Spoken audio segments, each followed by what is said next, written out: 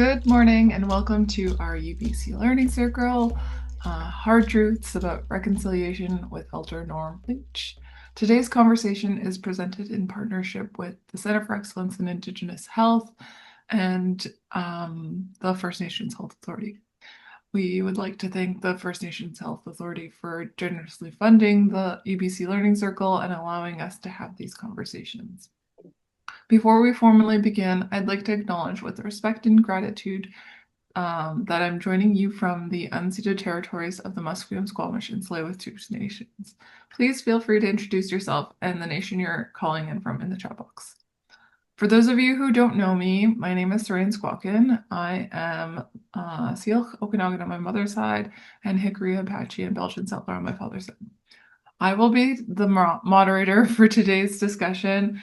And joining us working behind the scenes will be Cynthia, our production coordinator, and Kira, our program assistant. They'll be interacting with everyone in the chat.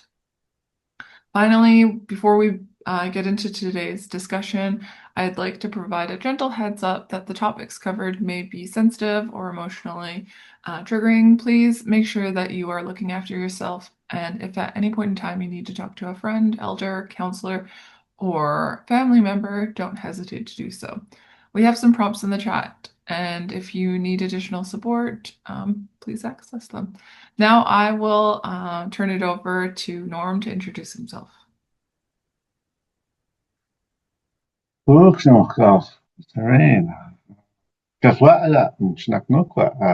Leech and Squaticha, Leetkat Moskan, Atlianskan, Amati at Hamtunuf Anna. Hello, everyone. My name is Norm Leech. I'm from Leetkat of the Stadtland Nation. This is a picture of my home territory behind me, overlooking the Fraser River, where I wish I was this week, scooping salmon out of the river. But also happy to be here and speaking to you today as well. I usually wear my chapeau on special occasions, and this is a special occasion, so I'll wear it, but I'll take it off for the talk, but just to open it up and say welcome, and then I'll take it off for the conversation that we'll have. Get a little more comfortable. So thank you, everyone. Happy to share some of the things that I've learned and have been taught over the last several years, and remind people that there's a translation option down in the bottom. If you want closed caption, you can turn on show captions and choose a language to translate to. I believe it's helpful. It's not perfect, but it's useful. So I always begin, as many of you may have known, that I acknowledge the land itself first. And I always acknowledge the land because the land was here first. And our relationship with the land has always been different. We have never really considered the land as property. We've considered the land as our relative, our ancestor, our grandmother, our greatest grandmother. And we know that she has gifted us everything. Everything that we or our ancestors have ever eaten or drank or used as medicine or shelter has been a gift from her to us. And so we know that every cell and molecules of our body has also been a gift from her and is kind of on loan, and will return to her in the end, eventually as well. So knowing that she has gifted us everything and we owe her more than everything, we also understand that when someone gifts you everything that you ever needed forever, without question, without limit, without condition, without interruption, that is the definition of love. So we know she must love us so much. And so we understand also, so we feel that love in every cell and molecule of our bodies, every second of our life. So understanding how much we owe her, we know we have a duty to protect and manage and use in a good way, and defend her when necessary. And so we take that responsibility seriously. that relationship with our land, our first grandmother. So having acknowledged the land, we acknowledge the people who've cared for these lands the longest, her oldest grandchildren in these territories. And I happen to be in Halifax today. I'm unsure of the people. I'm thinking the Mi'kmaq, the Maliseet, and there's probably others that I'm missing. But normally I'm in Vancouver, where it's the Homochwium and the Skohomish and the Tsleil-Waututh people who have cared for those lands for thousands of years. And they've done so in such a good way that, I used to say that they were as good as new when the explorers arrived. But the elders corrected me and said, actually, they weren't as good as new. In fact, they were better than new. The people improved the forests and the medicine growing areas and the salmon habitat and the caribou and the buffalo habitat. And so that's why when the explorers arrived, they found the largest and the most healthy and strongest populations of all of those things that they'd ever seen. Everything was beyond their imagination. So the people improved, they left it as better than it was provided to them. And the people have done that across Turtle Island for thousands of years. So that's why the explorers were so astounded when they arrived here. So we give thanks to the good work of the people, and we give thanks to the gifts of the first grandmother, because then that means we also get the benefit from the gifts of these lands today. But we also hope that there's an expectation and a commitment to do similar, to leave it as good as and better than it was provided to us. So with that, I say, all my relations, and I'll continue from here. So welcome, everyone. This might be the largest group I've ever spoken with. And we have some things to discuss. So in my work at the Community Policing Center, the Vancouver Aboriginal Community Policing Center, we worked in the downtown east side, and we work with urban Indigenous population from all over the continent. There are roughly 70,000 Indigenous people living in Vancouver, and very few of them are actually from there. They are from everywhere else. And the challenges that they face are immense. But during that work, and also having to work with the Vancouver Police Department to help them understand why the relationship between Indigenous people and law enforcement officers is so terrible, and trying to forge a path to improve those relationships, to increase understanding, we had to learn as much as possible about how it got to be the way it was. And it came to trauma. And so we came to understand the roots of intergenerational trauma and how to heal it.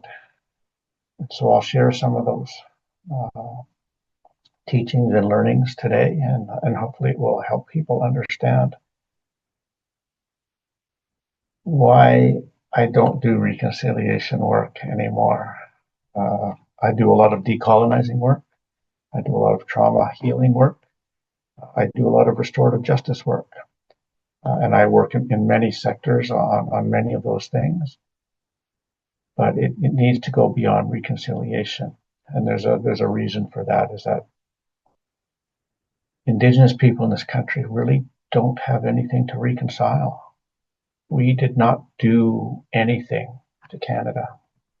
We didn't commit crimes against you. We didn't harm you. We didn't have any of those intents.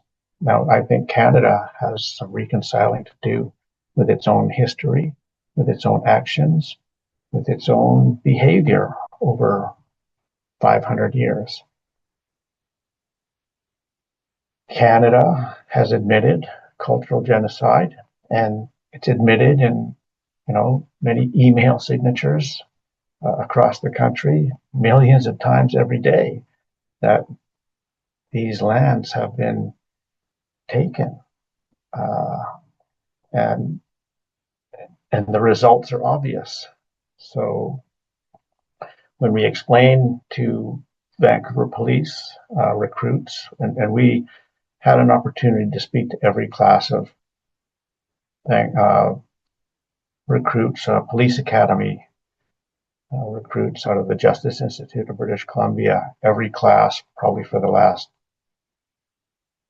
7 or 8 years, maybe even 10, would get a presentation from elders and community members about their relationship with residential school and with law enforcement in this country. And then that would instill in these new officers the pain and the trauma that Indigenous people have suffered at the hands of Canadian laws and Canadian law enforcement since the beginning. And that would explain quite naturally why it is that Indigenous people don't love police officers, don't trust police officers, don't, well, in many cases, hate the uniform. And that's because of the trauma that has been inflicted on people across multiple generations in this country by people in uniform. And a big part of that is residential schools. And so in many cases, we would bring in 2 elders to share their experience. And for a long time, one of those elders was my mother. And she would explain what her life was like before, and then how it changed on her first day at residential school when she was abused that first night. And it continued until the end. And so these stories from these elders would often, and very often, make these new officers cry because they were so terrible.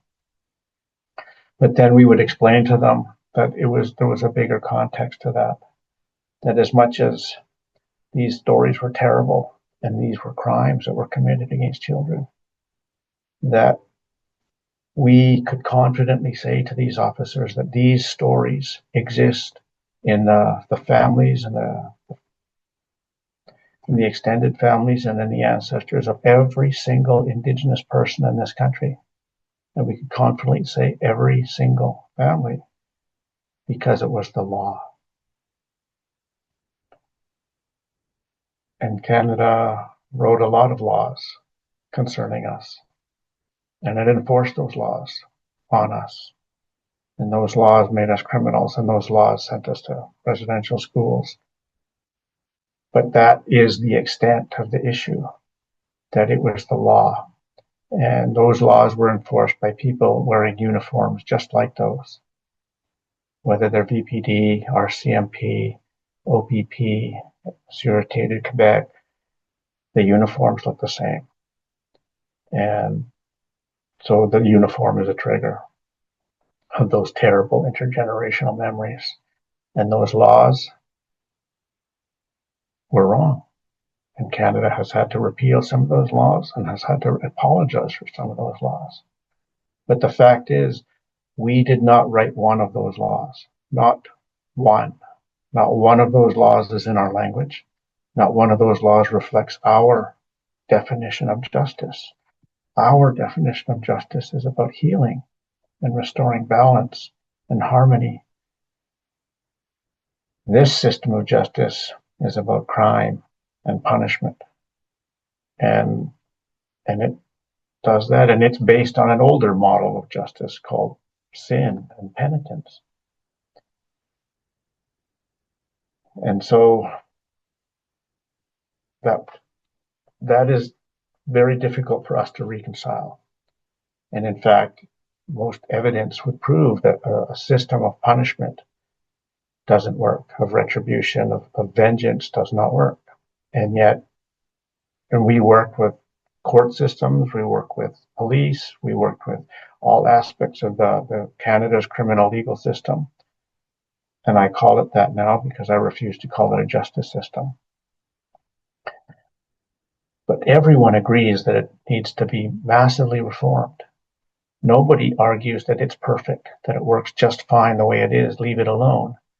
Everyone agrees that it could use major adjustments and improvements, but no one agrees on where to start. They all agree, they all think that the police think the lawyers and the judges are a problem. And then and others think that the prison system is the problem. And so in understanding the scope of the problem, we begin to realize that it's diabolically ingenious, the way the system is structured. And then we start to realize that it was not an accident, that it's set up so that there's a separation between those who write the laws. There's a separation between those who enforce the laws. There's a separation between those who rule on the breaches of those laws. And there's a separation between the system that's set up to punish the breaches of those laws, carry out the punishments. And they don't talk to each other, and they don't interact, and they can't learn from each other. And the system is designed to simply remain as it is, whether it works or not. And then we start to understand all the other systems that are in place that make it that way. And then we realize that, wow, none of it was an accident. So then we started to have interactions with other agencies in the community who were looking to do some reconciliation work. And one of them was the Frog Hollow Neighborhood House. And they wanted to improve understanding and relations between Indigenous people and newcomers, settlers, immigrants, refugees, because there was a deep lack of understanding, but there was a huge curiosity. And then when I shared stories about what is happening to us here, for so many people, it reminded them of what had happened to their ancestors. And so we realized that colonization was not invented here. It was invented everywhere else first. It was developed and improved and perfected here. And man, is it ever brilliant. It works. It thought of everything. It covered every base. So if you think of all the systems that surround us, the language itself, this language of English, it's the only one I know now. And it's the only one so many of us know now. Our original language has been erased. But it's not just us. It's many other peoples around the world too that this has happened to.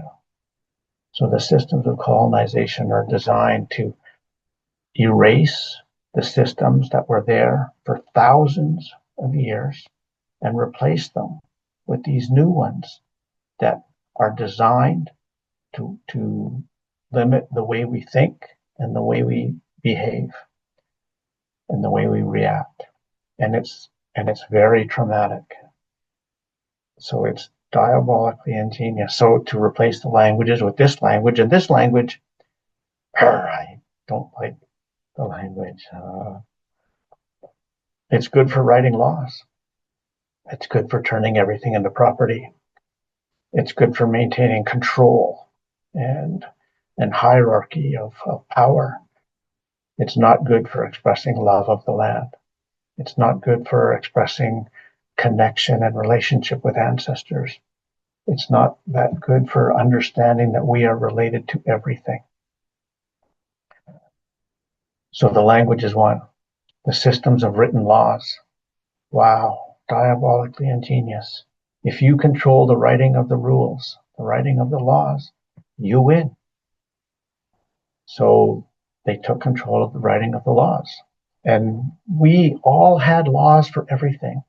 For thousands of years, we understood all the laws for hunting, for fishing, for marriage, for achieving adulthood, for funerals, for our territories. We had laws for everything, and everyone knew them all. But we never had to write them down.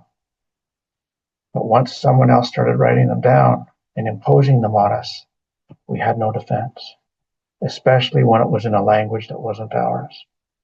Diabolically ingenious. And then the education system.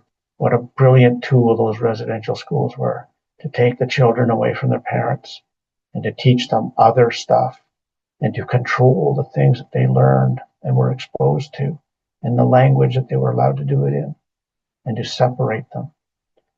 One of the saddest part of my mother's story was that She would go home in summers and during Christmas break, and her grandmother would be there. But she couldn't talk to her. They couldn't talk to each other because they didn't have a shared language. Wow, diabolically ingenious, these systems to separate us not only from our first grandmother, our land, but our actual grandmother, because we couldn't speak the same language. And so then we realize that all these systems of colonization, and there are so many, the education system, the healthcare system, the economic system, the governance models, the so-called democracy, social media, news, entertainment, all diabolically ingenious in shaping what people believe and what they even know and can understand, and erasing all that wisdom that was there before. So the more we understand it, the path to healing is to tap into those ancient ways, and it was connection to land. And so even before I worked at the Community Policing Center, they had already engaged with Shirley Turcott to undertake training for all the staff with Indigenous focusing oriented therapy, which is an Indigenous approach, land-based, body-centered approach to understanding trauma, knowing that we store trauma in our bodies. Some of us store it in, like I store it in my neck and shoulders. Some store it in their lower back. Some people store it in their hips. But we store it in our bodies. And then over time, it starts to take a toll on us. And then our bodies will tell us that it's getting too much. Then, like, I'll get a little tick under twitch under one of my eyes sometimes, or I'll get a nosebleed. And these are signals to me that you've got to slow down. You've got to take more rest. You've got to take a break. Or I'll get headaches. Or sometimes I'll even get a cold sore. And that's our body telling us. So we've stored too much. Now, what we did learn in these tools that we learned from Shirley is how to set it down. And that was something that we realized that we hadn't been taught. And so once we learned methods of setting some of this stuff down, then we didn't have to take it home. And we didn't have to wake up in the morning already half full of stuff and even more full of stuff because none of us knew how to set it down. Now, it also recognized that it's our nature to help each other with it. So when we see people suffering and pain and hurt and sad, we go over them, and our empathy helps us take some. And we want to take some, and we do. And that's awesome. But no one ever taught us how to set it down. So we teach those tools now. We've been teaching those tools at the Community Policing Center for probably close to 10 years now too, to frontline workers in the downtown east side Vancouver, how to pick up less of it, how to set it down, and how to work around trauma and help other people with their trauma without picking up so much and without making ourselves sick. Because over time, the more you work with it, it will go past making you sick. It will shorten your life unless you learn how to set it down. And so we've learned how to do those things, and it's awesome. So it's enabled me to continue the work with frontline work and with people who are also working with trauma. But I don't get sick hardly ever. And in fact, I'm mostly happy, even though it is terrible work that we do and it's terrible conditions that we work in. But because I've learned how to set these things down, I'm able to do that. So I hope that makes sense. And I hope it encourages people to create a different relationship with trauma.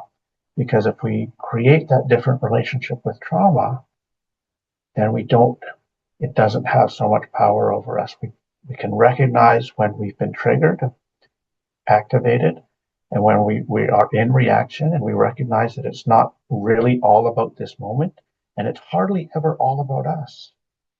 All the things that we've carried around in us really belong to the people who didn't, for the most part.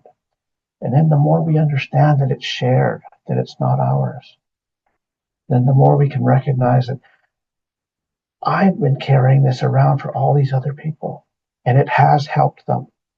But you know what? The land loves us so much, she will take it. She takes it all in the end, anyways. And she'll take it right now, if you'll let her. So if you can learn how to set it down now, then you will have more to help the people around us. And really, that's almost the simplest way to explain an indigenous way of living, an uncolonized way of living, is we listen, we pay attention, we notice the world around us, we notice pain, we notice suffering, we notice imbalance. And then because we use all our senses to do that. And then we use all our other gifts as humans to help, to move it back towards balance, to provide relief, to take some of the pain and to restore it back to balance. And in simplest terms, that's what describes the way our elders and ancestors lived for thousands of years. But it wasn't just the balance of humans, of people, of families and friends. It was the balance of all things. The balance of the mountains, this river, of the salmon, of the clouds, and even the sun and the moon. The balance of all things. Because we understood that we are part of. We are not separate. We are part of the land. We are part of our community. We're part of our family. We're part of this world. We're part of this solar system. We are not separate from any of it. And once we recognize that, then that also means that we are never alone. Never. We are part of. If you're part of it and you're related to all of it, all my relations, you have access to all of it and the healing that it gives and the power and the love that's there. A colonized worldview starts with Rene Descartes. I think, therefore I am.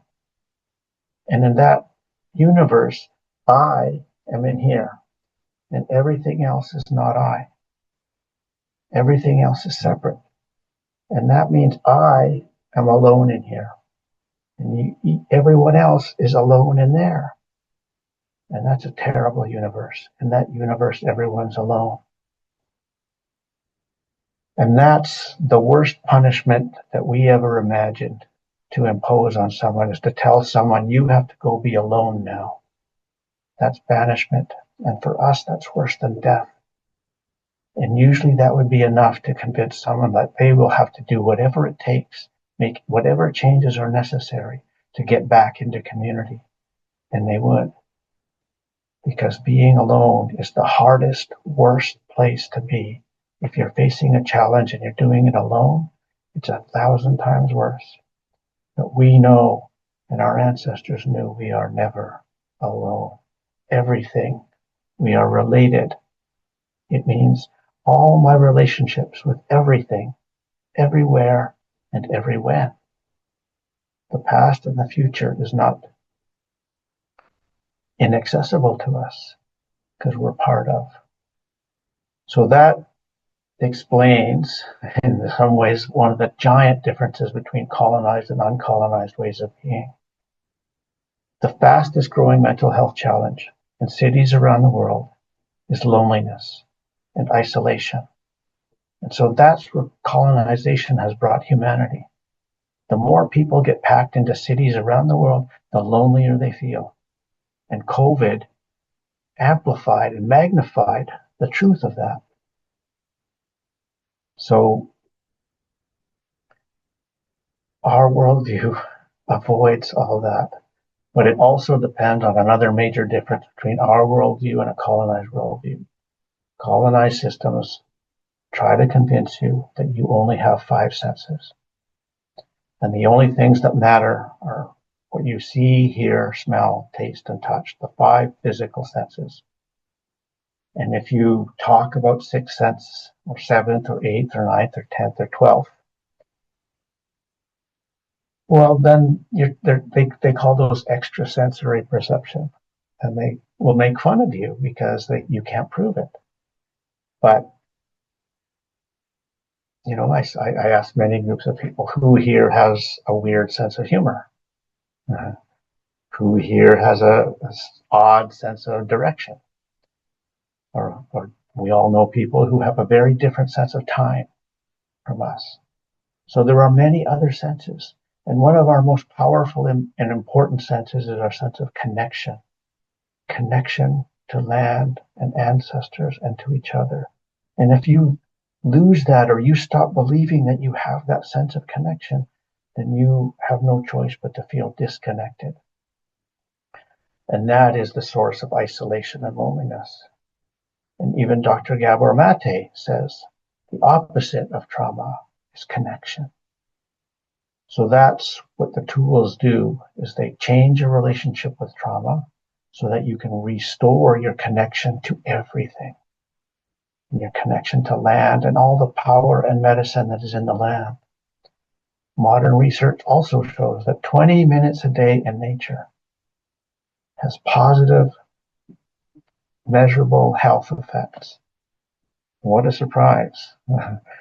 I think we all knew that. But now there's research also supports our theory. It doesn't go further though. It doesn't say that 60 minutes is 3 times better, or that 2 hours is 6 times better. But I think we can assume that 0 minutes is worse. So for millions, hundreds of millions of children in inner city schools around the world who get 0 minutes a day in nature, is that harmful? Is that trauma? Yes. And that's a result of these systems. So the more we notice the systems and what they're doing to us, and that really, if we start to ask ourselves, what is the source of our trauma, of our stresses, of our tensions, of our pressures, of our fears, and we trace them back and really identify what they are, and then we ask, is it the system? And the answer is almost invariably yes. So I'm almost able now to trace the roots of every social injustice that we see on the streets, in cities, around the world, back to colonized systems. And then we ask the question, can we reasonably expect colonized systems to solve the problems that were caused by colonized systems? And I say no. And if people say, well, we're looking for answers to these problems, then I put up my hand. And if someone says, does anyone have any examples of systems that worked and that didn't end up in these terrible places? And I put up my hand. And I said, actually, we have ways. We have ways that worked amazingly well for 10,000 years. And in the old days, before the explorers arrived, newcomers would come from neighboring nations because of course we couldn't marry in community, too many cousins, right? So we would have to go out of community to find somewhere to marry, so we'd end up in someone else's territory. But things were different there, so we would ask, well, how do you fish here? How do you hunt here? Which medicines are good? Which mushrooms do you eat here? And they would teach us. Whenever someone asked, we taught them. The only problem is with colonizers, they hardly ever asked. Now they're starting to ask. And I think I have to teach them as much as I can. In some ways, and because I have this different relationship with trauma, I don't get re-traumatized from it anymore because I can set it down. Every day, every night, all day long, I set it down. And so I don't get tired of it. And it doesn't make me angry and it doesn't make me sick. Because in the big picture and the long run, I've got to convert everyone anyways, because no one's going away. And if humans are going to survive on this planet, they have to find a way to do it in a sustainable and a balanced and a responsible way. And our ancestors haven't. But then so did everyone else's ancestor. So with the newcomers that we work with at Frog Hollow, they know what I'm talking about when I say, what was it like when your ancestors had to leave their ancestral lands? Was it painful? Was it trauma? Was it heartbreaking? And absolutely yes. Because they loved those lands and they knew that those lands loved them too. And they've been healing from that same trauma ever since. And so then it's almost a simple matter to say, you know what, we need to be allies. We are fighting for the same thing, healing the same things, against the same systems. And then there's a deeper understanding, but yes, absolutely. And then I can ask a room full of people. So if it was up to us here today to agree together that we were going to set some rules on how we live together in a good way on these lands here, could we do better than the laws that we have now? And the answer is almost invariably, hell yes. So I put my faith in people. I put my faith in the land. I put my faith in the universe. That there are ways, and they have their ancient traditions too. And amazingly, they're very similar to the ones that we have because they came from the same place, the land. The land taught the people everywhere what was necessary to live there. These are the foods that it provided. These are the animals that it put there. These are the trees and plants and the water and the soil that it put there for the people to survive. And it was different everywhere. So the laws were different everywhere. So the law of the Arctic is different from the law of the rainforest. And it's different from the law of the desert. And it's different from the law of the mountains because the land is different. So the languages are different. The problem arises when you take your laws from one place and start to impose them everywhere else. But that's what colonization was, right? So that the giant British Empire imposed British law on India, on Hong Kong, on big parts of Africa, and here in North America, and imposing those laws on the Arctic. Good luck. So we help people notice where is the harm coming from. And then we help people learn how to set things down, to notice where you store your trauma, and to notice how to, and also learn how to set it down, and to notice how many senses you really do have, and to start to exercise those muscles again. Because if you are taught that they don't exist, you don't exercise them, and they get weak, and eventually they'll disappear. So these muscles of connection, of empathy, of having a sense of understanding. Now, a major difference between colonized and uncolonized worldview is we never created patriarchy. There was a balance of all genders in our communities. Our communities were much safer for women because women had authority and respect and even power in our communities. And in most of our communities, the old women around the fire were so wise. They knew so much. They knew the medicines. They knew the children. They knew the ancestors. They knew the land. They knew so much. And we relied on their wisdom to help guide us, to help the children find their gifts, to understand which children were the singers, which were the hunters, and which were the fighters, and which were the builders and the fishermen, and the singers and the dancers, and helped everyone find their gifts so that they knew what they were supposed to do for the community and the people. But colonized systems have absolutely, deliberately, and specifically excluded old women from everything, from all discussions about decision making and power and guidance. And it shows. If it was up to, if these world leaders had to run these ideas past a circle of grandmothers, do you think half of them would even get through? Hell no. Grandmothers are way too loving, compassionate, and caring and wise to allow all their grandchildren to be sent off to war to fight and kill each other. So one of the most amazing experiences at the Aboriginal Community Policing Center was when four elder women from downtown East Side came and said, want you to help us start a circle of grandmothers in the downtown East Side.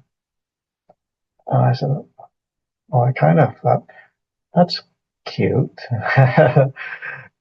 Because the conditions are so harsh downtown. People are dying, they're homeless, there's substance use, there's violence, there's overdoses. And their mission is to bring more grandmother love to the downtown East Side. And I thought, I'm not sure that's going to help much. But we helped them. And so they started. And so they invited us to sit in a circle of the grandmothers, and there was four of them. And if you can imagine that there's four grandmothers in the room, and symbolically they take each of you in their lap, in their arms, they wrap their arms around you in their lap, and they tell you, you are awesome. You are loved. We love you. And you are doing amazing things, and it's going to be okay. And it was only then that I realized I never had a grandmother. So I had no idea what I was missing. So, and now it's the best hour of my week to spend time with them. And if everyone had that, excuse me, they changed my life. So if everyone had that, and everyone can have that, it would change their way of being and of responding and understanding what it means to be a human being on this planet. And they still meet every Friday at noon, Pacific time. And if you wish, like they have a Facebook page, and you can go and get the link and you can join in. And I invite people all the time. And every time I join in, I try to see who's showing up, who's new. And very often they don't make it, and they don't know what they're missing out on. But what a difference it would make. And now I think every school should have a circle of grandmothers. Every nonprofit should, every corporation, every government should have a circle of grandmothers. And it would make a giant difference, because they have been excluded specifically from colonized systems. And man, it shows. And they need that love and that healing. And this planet needs it. So I seek in love here.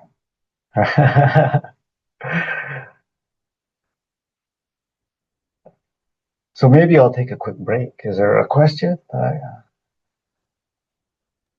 Yes, we have quite a few questions here. Okay. I just want to kind of hold up what you were saying about the grandmothers and how important and meaningful it is to not only Indigenous communities, but just community in general, and how you shared how much it made a difference not only for the people on the downtown east side, but for yourself, and just how powerful love and connection and relationality can really power through such horrific systemic issues that we tend to overlook in our day to day. So I just want to say thank you for sharing that. And yeah, I'll go to the first question.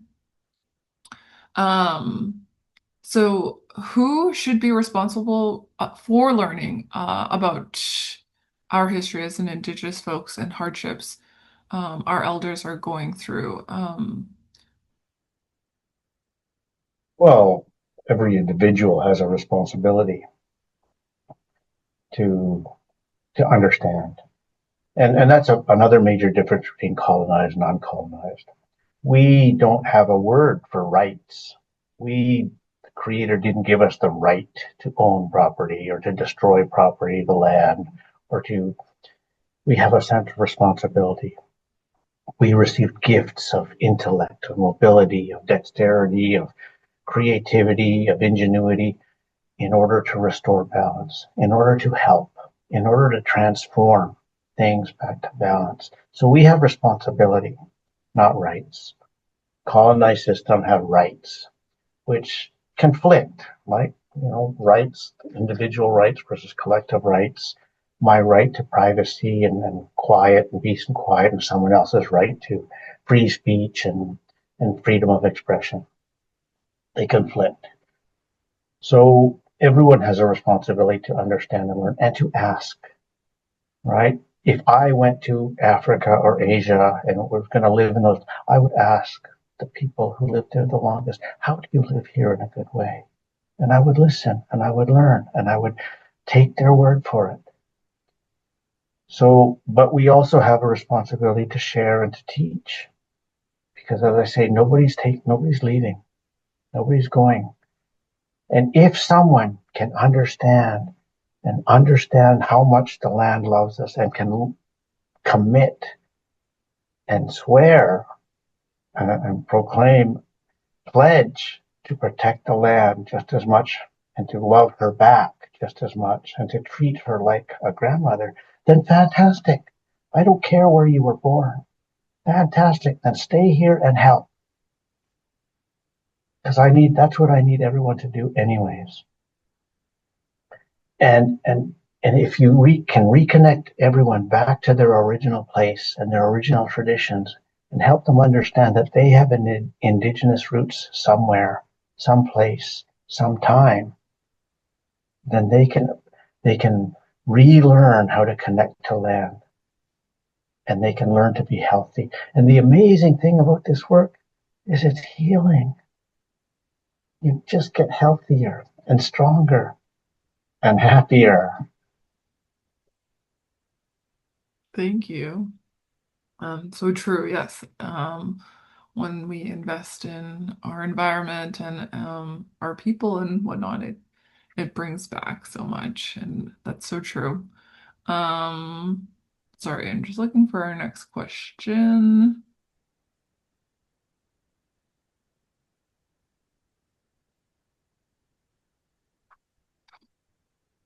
So this person just says, "Thank you, Elder Norm, for sharing your wisdom and giving us all something to reflect on.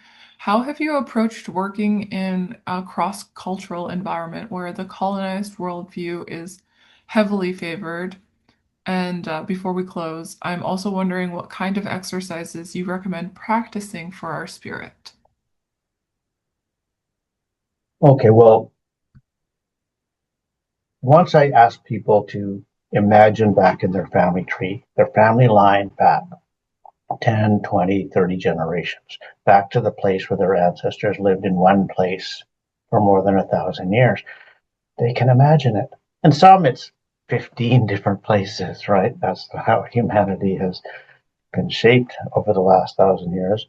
But if they can settle on a place, then that's a connection that exists. And then one of the most powerful tools we have is guided meditation to help people understand that you have a relationship with land or water or trees or something on this planet that is meaningful to you. And if I can take you back to one of those places, closing your eyes and visualize it, and talk you through the experience of letting it in and letting your body remember that it is part of, and that there's a frequency and a vibration and a sense of energy and power and connection to land, and part of it is love. And then to understand that you are loved. Every cell and molecule of your body is loved by this planet, by this universe. And then you don't ever have to feel unloved or alone.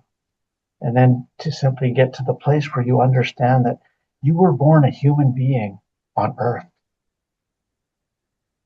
And if you think about that for a minute, that means you got a mind and a body and a heart and a spirit, and you got all these gifts for a little bit of time, and you got to live on this planet with this food and this weather and these people for a little bit of time.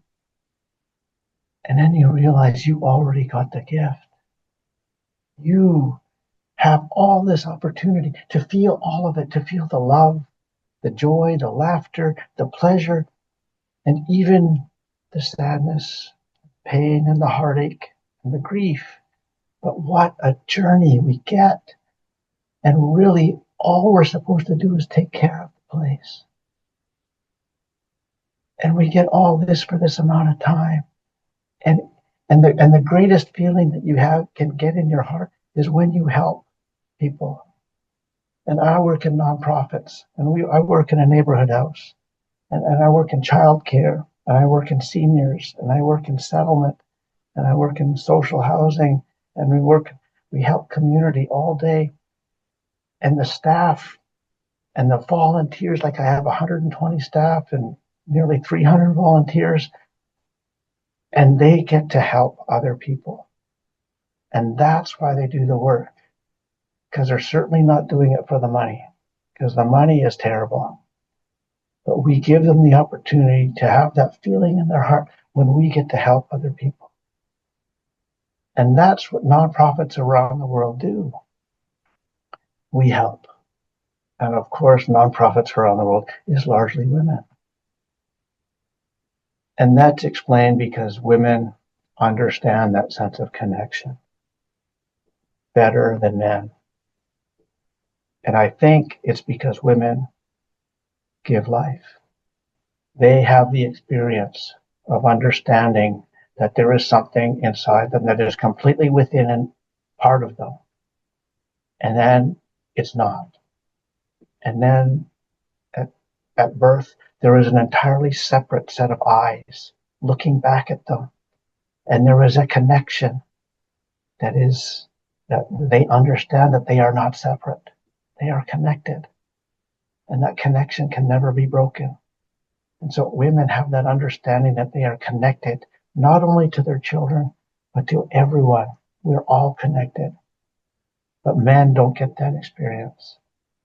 We are susceptible to the idea and the fear that we are alone and that we are unloved. And that fear will drive us to do terrible things and make terrible rules. And so, unfortunately, the most powerful tool of colonization is the writing of the laws. And it didn't take old men long to realize that if you could take control of the writing of the laws, you win. And so we would make laws that we would think would prevent us from becoming alone and unloved. So we started to turn things into property, turn land into property, trees, plants, animals into property. And we turned our wives into property and our children into property. And eventually we turned other people into property, all in our quest to avoid being alone and unloved. And it's always been the same group of people who have seized control of the writing of the laws around the world: the old, the wealthy, the educated, colonized men. And that's who controls the world now. So then if you look at the laws that they write and who benefits the most and who gets the most protections from those laws, well, what a coincidence. The old, wealthy, educated, colonized men. And who gets the least benefits and protections? The young, the poor, the uneducated, the indigenous, women. And that's the shape of the world today. So if we can notice those things, then what I do now is try and teach people how to disrupt those systems.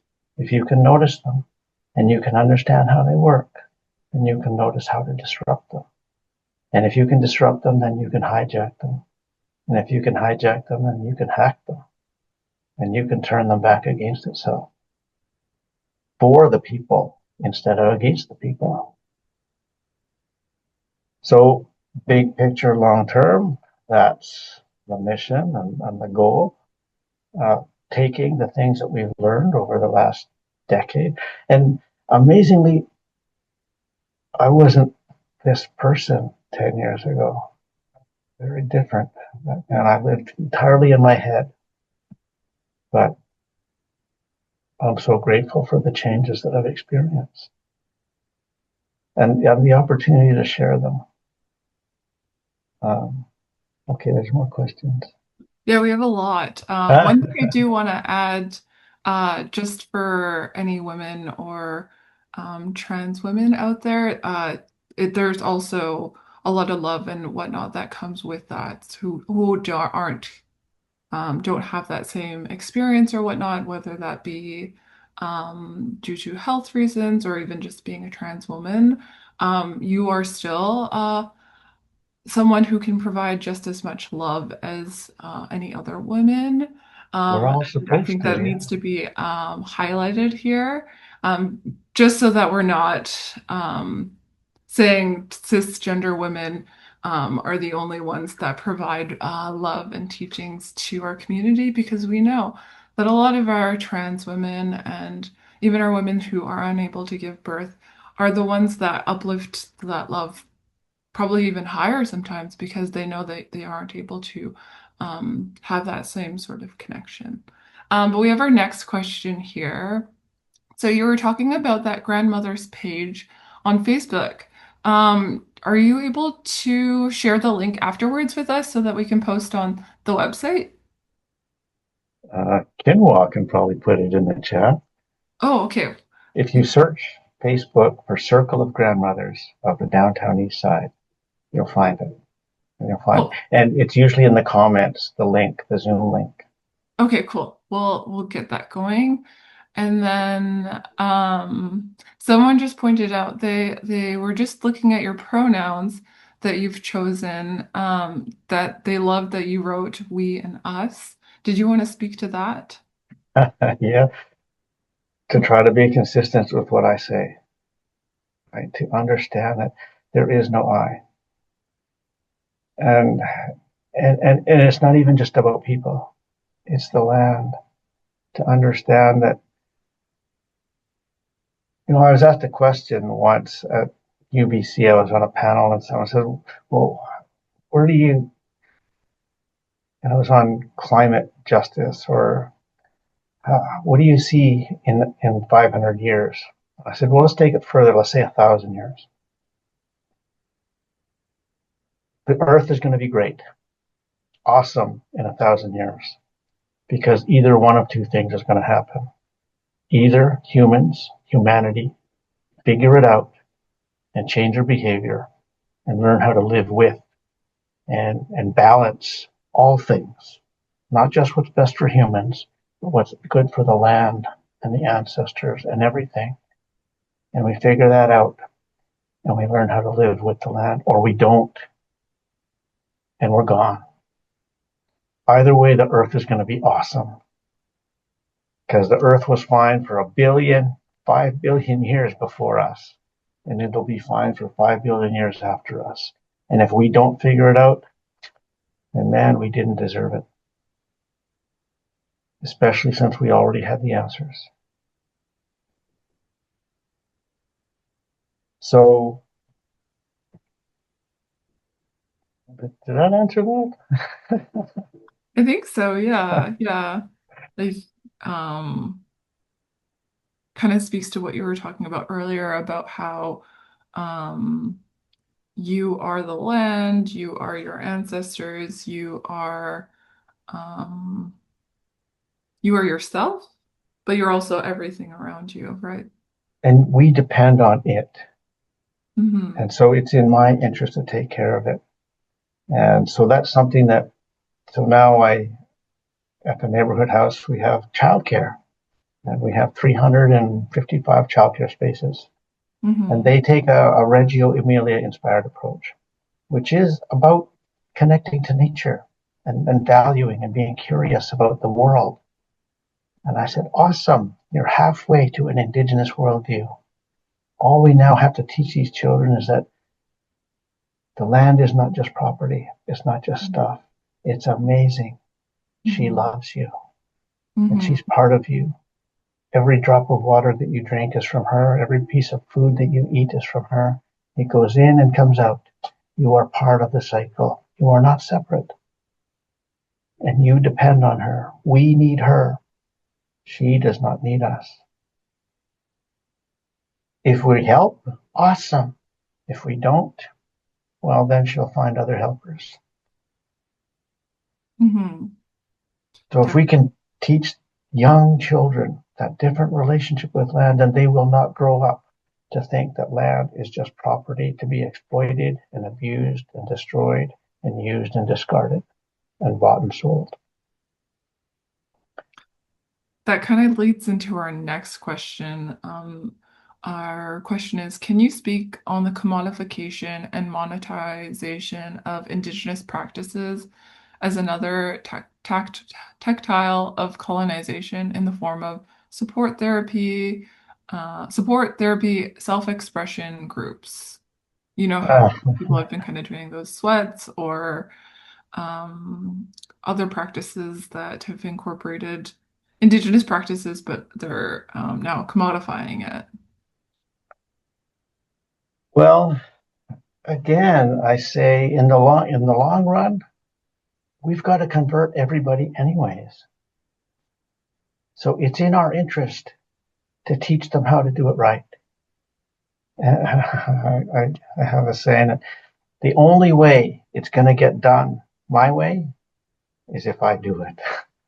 Because someone else, if I say, can you do this? They're going to do it their way.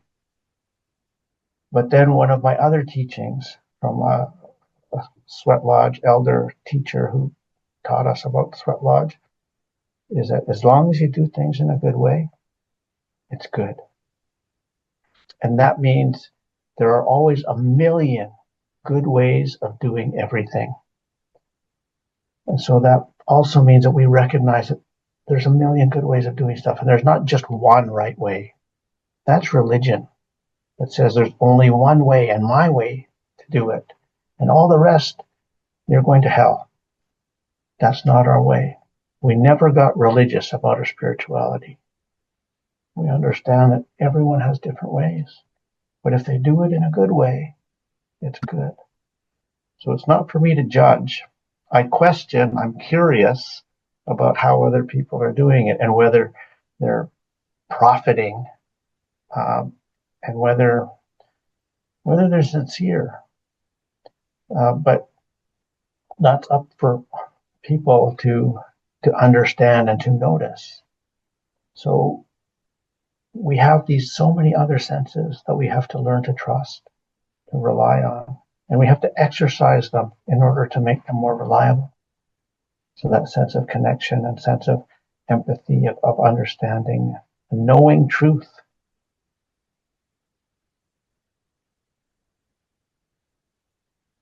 and seeking the ancient ways. Like I have also done some explorations with elders and plant medicines and have been shown some amazing things from some plant spirits that I talk about sometimes, but they reinforce the teachings that I have that we are part of. We are connected to everything and we have access to everything. And I think our ancestors understood those because they used those plant medicines too. Thank you.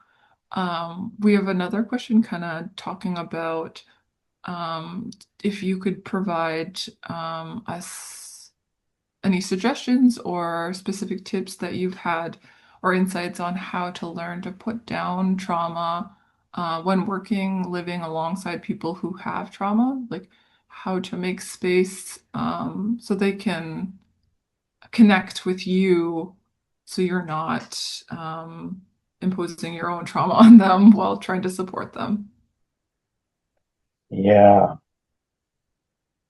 Well, I recommend Indigenous Tools for Living, which is a set of baskets of tools that was developed by Shirley Turcott with the Aboriginal Community Policing Center for frontline workers. And it doesn't teach them to be therapists. In fact, it specifically kind of forbids them from trying to do therapy. That's an entirely separate set of training. That's Indigenous focusing oriented therapy. But Indigenous Tools for Living will give you 8 baskets of tools to understand, to notice, to recognize trauma when it's in other people. And the more you do, the more you'll get good at it. And the quicker you'll come out of reaction and to notice your own reactions and then to notice other people's reactions. And then once you start to notice that, holy cow, all of these things that we're seeing in our society, in our community, these conflicts, these mental health challenges are the results of trauma. And then you can realize, and none of it's about me. And even if someone comes in my face and says, you did this to me, and in my heart, I know that it's not really about me because it has reminded them of all the other injustices and traumas that they've suffered in their past. And I'm just the one here standing here right now. And so I know, and I can agree with them completely. Yes, I'm a jerk. Yes, I shouldn't have said that. Yes, I was insensitive. Yes, I have no idea what I'm talking about. And I'll agree with them and help them get it out. And that's a big part of helping people get it out and get it onto the land because she'll take it. And usually all it takes is a minute, maybe as long as 2 minutes to vent it all out onto the land, but not to get it onto my body. Because if it gets on my body, then if it gets on my face, it's going to get in my mouth. And if it gets, and if you visualize it as a kind of a vomit of trauma, then you realize how gross it is. So you avoid it and you just help it get to the land instead. And you step aside and you help them flow it all out to the land, and then they feel better. And especially if there's tears, that's trauma trying to get out. Get it out, get it onto the land, but don't take it onto your body. And so that's one of the most important tools. And really, that should be a more detailed instruction on how to do it, how to recognize it, how to position your body, and how to cleanse it off after. Because you also need to sample some of it. You need to understand the difference between rage and hatred and fear and anger and all the different aspects of trauma reaction and trauma response. So you need to sample it enough to understand what's really needed and how to respond in a good way to it. So I recommend the training. The challenge is the lack of trainers and the time it takes to complete the training. It takes 8 mornings of 3 hours each, but it's available online. So if there's a demand for it, then we can work at maybe training some more trainers. But the trainers, it is trauma work, so it's traumatic, and we have to limit the size of the classes because it's trauma work. But then it prepares people to be healed and to help others heal as well. So we'll see how that goes. We're working on it. I think there's a cohort coming up in December, but it's probably already half full. And there's a long wait list actually too. I just wanted to share, I found this resource. Oops, am I on the right screen? Can you see Your it? desktop. My desktop. Oh, sorry, I'm not used to being the one sharing. It's usually y'all on that end. Can you see it now? Okay. Yeah. It kind of spoke to what you were just saying just now, is like how we need to learn the history of Indigenous folks and non-Indigenous folks. And then also, I think what you were speaking to about like learning and listening to um, and making space for those who have trauma from this history and understanding it, like what you were saying about how that has impacted and where the root cause of that trauma has come from, just from what I've heard you were sharing and exploring and like leaning into like why did these happen? What is going on? And recognizing how that contributed to what's going on with Indigenous folks in Canada and how can we take action, right? Like to these historical injustices and present day wrongdoings. And then what you said, we can take action by teaching others. So I thought I would share that and just say like these are some of the things that we have mentioned. Yeah, and I will share the link for that in just a second. I'm sorry, I'm not really great with this whole sharing screen thing, but here's So, in addition to changing your relationship with trauma, is changing your relationship to the history of trauma. So, to understand that intergenerational trauma gets passed down through the generations, right? So, the traumas of my great grandmother, my grandmother, and my mother, I inherited and they affect me. And that sounds like a terrible deal for babies who are born already with intergenerational trauma. What an injustice that is. But if that's true, and it is recognized as true, it must also be true that you also inherited everything, every skill, every characteristic, every talent, every gift that they had that enabled them to survive the trauma. And those were more than the trauma because that's what enabled them to survive. And the recognition that not everyone survived, but all your ancestors did. You are descended from the survivors. So you inherited more of the strengths and gifts and powers than the trauma. So you have those superpowers. And so what the trauma does is it reveals your superpowers. And then you understand that you have survivor spirit, as I call, that you already survived generations of trauma. So you have built in, now all you have to do is heal it and imagine what's possible. So my example is the people of the downtown east side of Vancouver. Imagine what they've had to survive this week, this year, this decade. This has been a decade from hell, and we're barely halfway through. Imagine all the things that they've survived, more than most of us will ever face in a lifetime. And man, and they carry on. And man, they take care of their brothers and their friends and their partners downtown. And when they do heal, and when they do get healthy, the first thing they want to do is go back down there and help their friends who are still there. And imagine what they can do if they can all get healthy and heal. Imagine the power and the determination and the spirit that they have to survive. They can survive anything. We have proven that we can survive anything. Now all we have to do is healing it. Surviving it was the hard part. And healing is just the bonus. So I think of those people down there. They're kind of gonna be my army one day, but gotta get there first.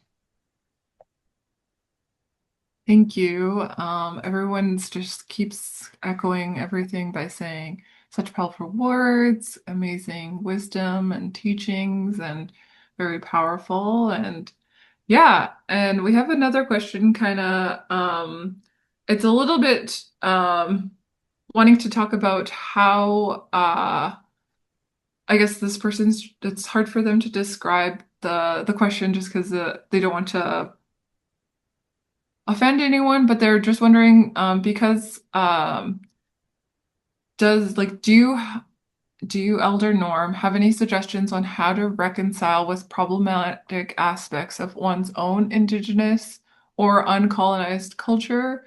Like, for example, their background is they're from India, where colonization had brutally ongoing effects. While it completely understood colonialism was brutal, but sometimes they struggle to reconcile the notion that everything colonial equals bad and everything pre-colonial equals good. Their example is the pre-colonial caste system in India really mistreated lower caste individuals, and pre-colonization it became worse after colonization. It also, not the second example was colonial law enforcement that ended the practice of sati, which was widow burning in India. Um, so I think it's that struggle of like there's some things where pre-colonial there also wasn't that great of things, whereas some colonial aspects still have some great things, so where do Yeah. you find the balance between that? So I think of colonized systems don't just come from Western Europe. Every culture could have developed colonized ways of thinking and being and behaving, whether they're Asian or South Asian or even African. So patriarchy arose in several other cultures too, simply because of, as people grew more crowded and maybe they competed for resources and maybe they used violence more often, that they found that those methods worked for them. So if I revert back to connection and to, if you think of the things that connect and attract and unite and attract people together, and the more people together and causes them to feel connection to each other and to feel a sense of relationship to each other and to the land, then those are what I would consider love. Those aspects of love are laughter and joy and happiness, sense of connection, affection. And those are aspects of love, those things that attract and unite and connect us. And then there's those things that divide us and separate us and isolate us and make us conflict with each other. And those things are traumatic. And those things are not love. So if we think of things in those kind of dualities, does it bring people together and connect them and make them feel related to each other? Or does it make them feel separate and alone and isolated from each other and divided, the us and them? Then those are, and I would say move towards the love and move away from the not love, the trauma. And it's simplistic, but at least it gives us a little bit of a, because if I talk about decolonizing, there's no definition. Oh, this is where it is. Decolonization is that way. For me, it's mostly a moving away from the colonized systems, the systems that divide us, that separate us, that isolate us. And that way we can move in many directions as long as we're moving away from those toxic, traumatic, isolating, dividing systems. But we have to learn to recognize them, to notice, as I call it, how to notice. So it's a deep reflection to understand, okay, and is there a time before the caste system? Because it wasn't always there. But what was there before that? And what gave rise to that caste system? And go to deeper, the original teachings from the land, because the land didn't teach us that. That's humans. And again, it was probably the old, wealthy, educated, colonized men who created that system. for their own benefit and not for the benefit of everyone. Thank you. And we have another question here. Can you share how you approach people that are living in such a deep fear of losing all they have falsely gained in their current system? Yeah, that's fear.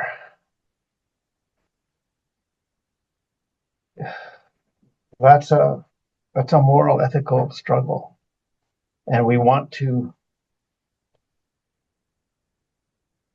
well, people ask me to come and talk. And really, this is what I do is I shake the foundations of their belief systems by introducing these ideas. And this includes police. This includes teachers. This includes professors.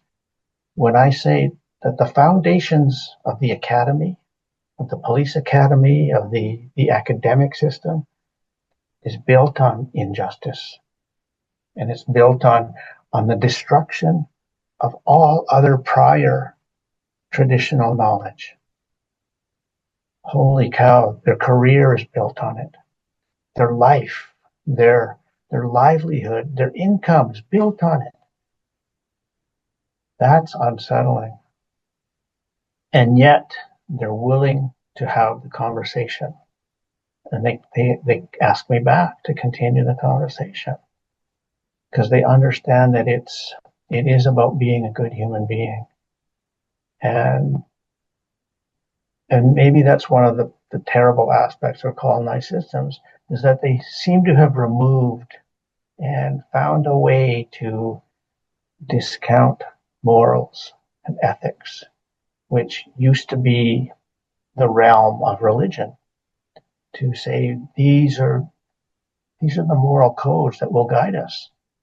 But we found a way, humans are good at this, rationalizing and justifying any behavior, of throwing them all out the window. And I think we need to bring them back. And that's really what's going to make humanity great again. Uh, but we have to have the conversation. So really, that's all I want to do is have the conversation.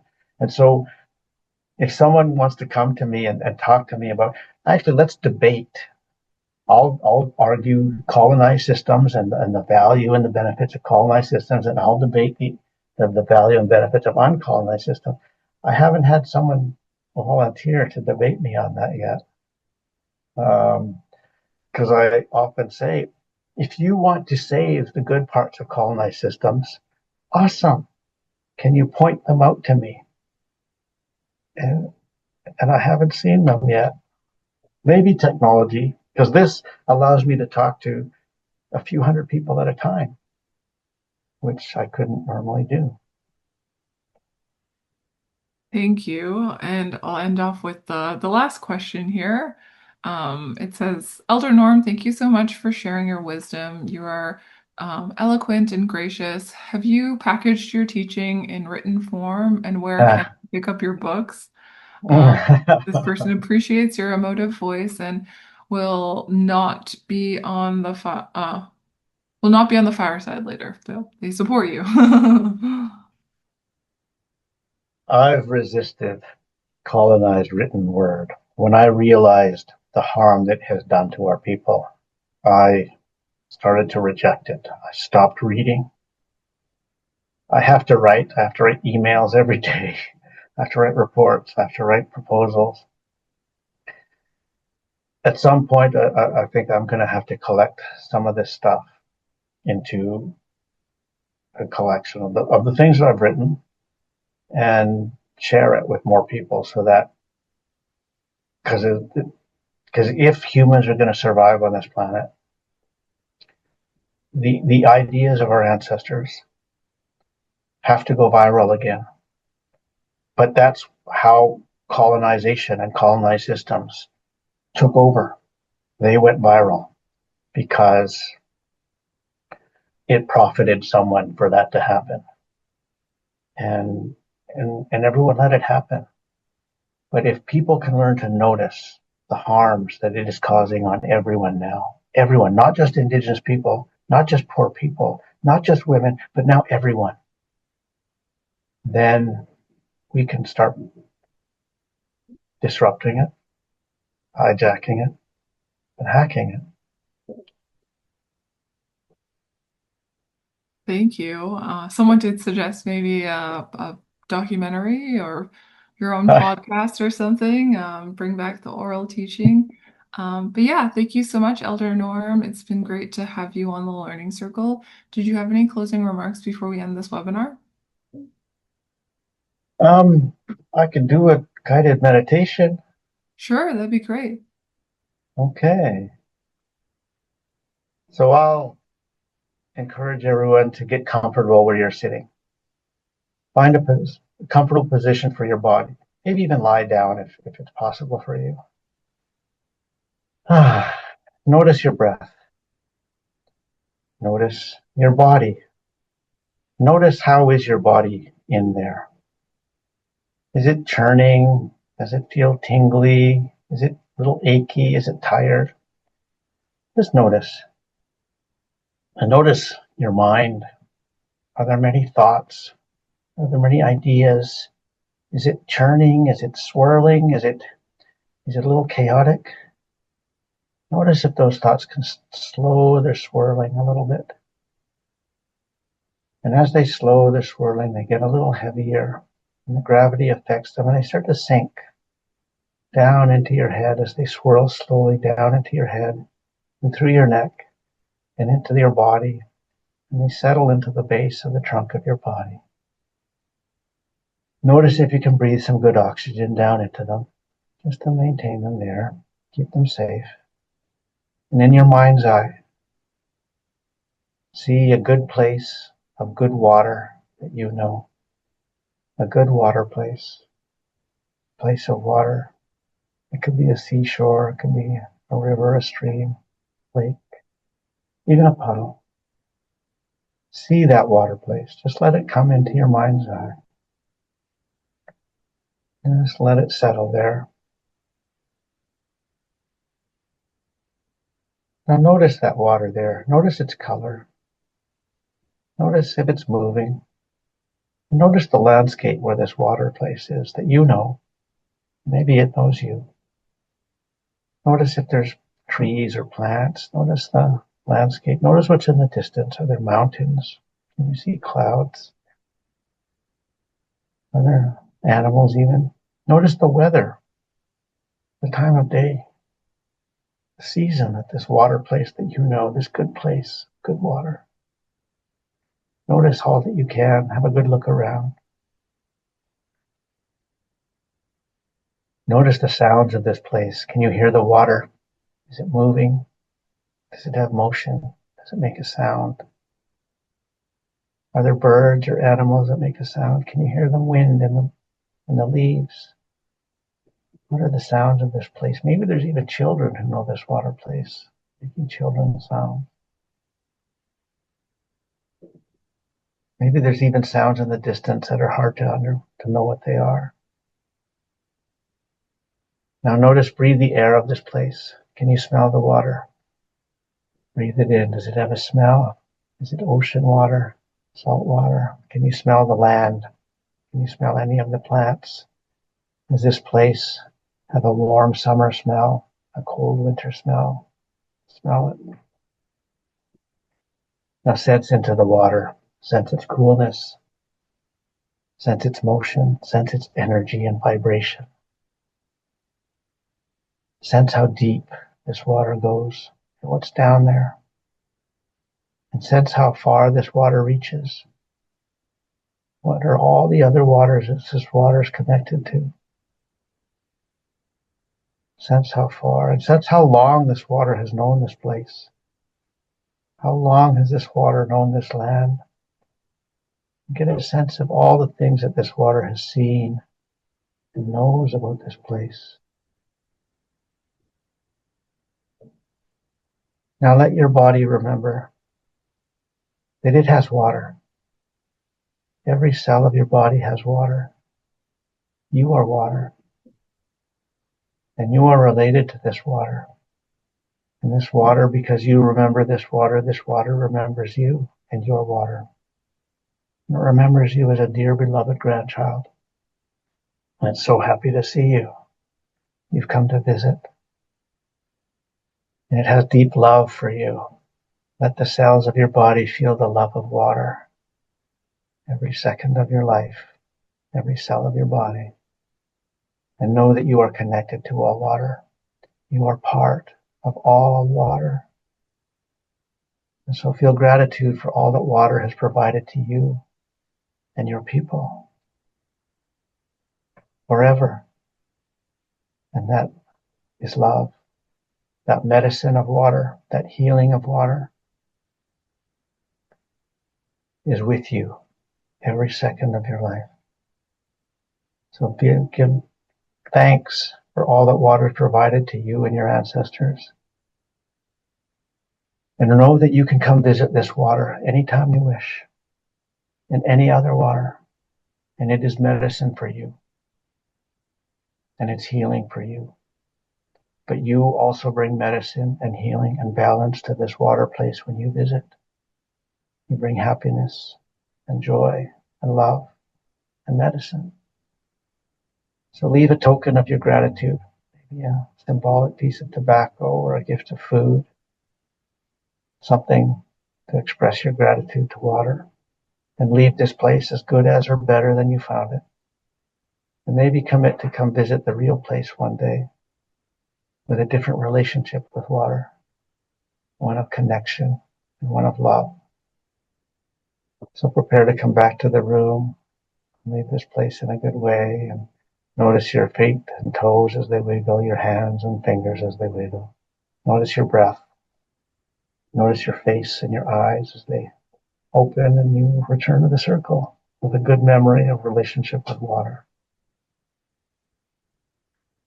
Thank you. Thank you so much, Elder Norm. It was so great to have this amazing discussion with you and just sharing your teachings about how how connected we are to the world and how we need to be mindful of uplifting our teachings with the land and just also like the historical knowledge of what Indigenous people have been faced with the colonial impacts and whatnot, and how we can move away from that and be by uplifting more and decolonized approach. And I just also want to say thank you to all our guests who have joined us today. Just before we end this webinar, we'd love to bring your attention to our upcoming webinars this fall. We have ADHD and Indigenous Strength. That's on September 25th at 10 a.m. Please sign up at our website at www.learningcircle.ubc.ca. And if you're not already signed up for our newsletter, the link will be in the chat. And yeah, thank you. Thank you for joining us. We look forward to seeing everyone at our next Learning Circle. Lim Lim. Thank you all. Thank you. Love you all. Take care, everyone.